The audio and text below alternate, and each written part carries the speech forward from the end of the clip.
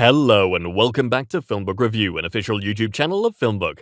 Featured in Google News, IMDb's news desk, and a member of the Critics' Choice Association, FilmBook is an entertainment industry news website that reports on the film and television show industries in the United States and across the world.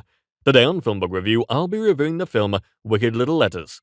Wicked Little Letters is directed by Thea Sharrock, written by Johnny Sweet, and stars Olivia Colman, Jessie Buckley, Timothy Spall, Jason Watkins, and Alicia Weir. This is a Wicked Little Letters movie review, and there will be spoilers. If you like our movie reviews, please like this Wicked Little Letters film review, as that helps us out with YouTube's algorithm, and consider subscribing. Once subscribed, click the bell notification box, and you are all set. Please also consider becoming one of our patrons on Patreon at patreon.com/filmbook. And now, the Wicked Little Letters movie review.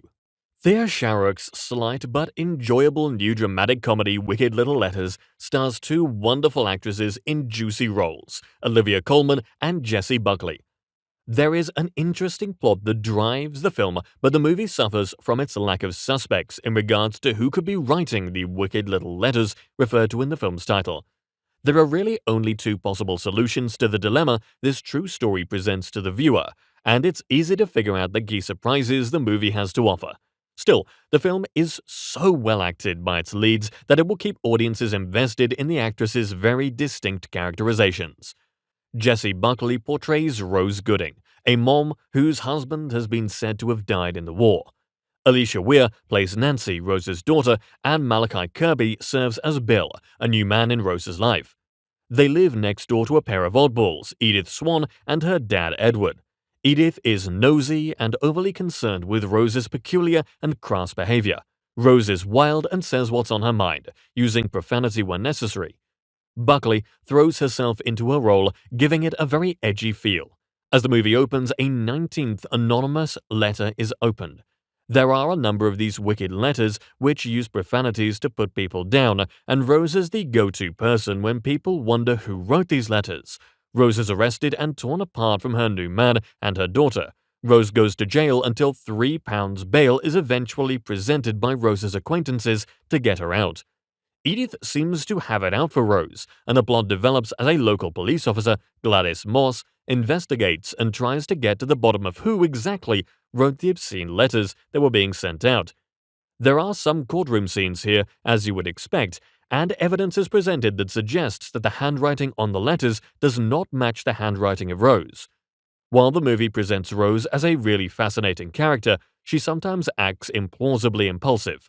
That being said, one can't help but laugh when she moons someone late in the picture. Buckley walks the line between being believable in her role and being a bit over the top. Her scenes with Kirby have a ring of truth to them, and the interaction between Rose and Nancy is touching.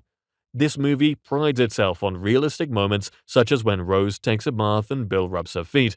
This film has quietly effective moments that work in its favor, giving the movie a dramatic edge in between the scenes of comedy it presents. The premise isn't really laugh-out-loud funny, but it's absurd in a way that only a true story can be.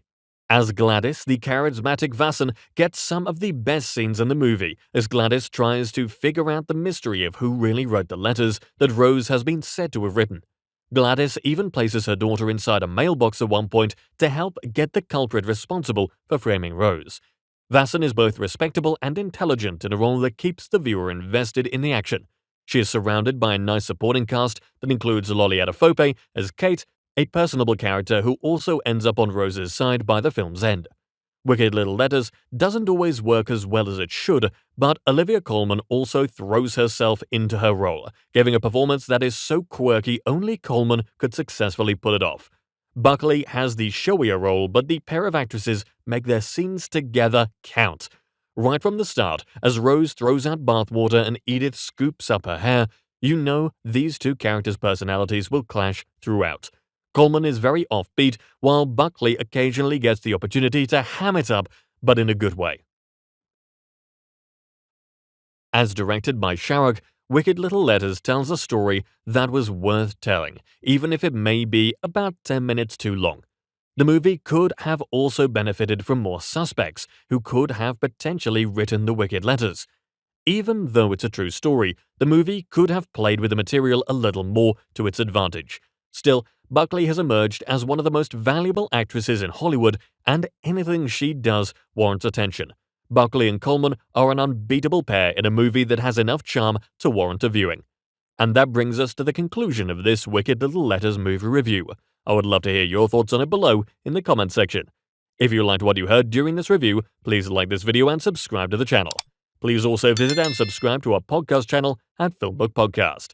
If you would like to get FilmBook's articles delivered to your inbox, sign up for our daily newsletter or download our Android mobile app for instant notifications. You'll find both links in the description. Thank you for viewing, and you can watch one of these reviews next.